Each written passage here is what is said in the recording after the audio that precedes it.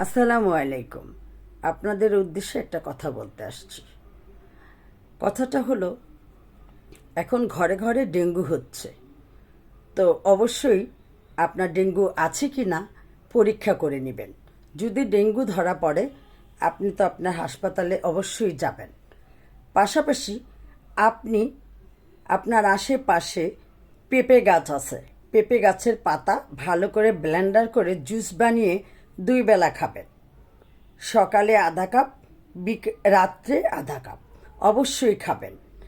আর আপনার আনারস, তারপরে বিটরুট, তারপরে করলার জুস, তারপরে নিম পাতার জুস, তারপরে আনারসের জুস, আপেলের জুস, আঙ্গুরের জুস, যত রকমের ফল ফ্রুট আছে, ডিম, তারপরে কলা আপনি খেতে পারেন কন্টিনিউ।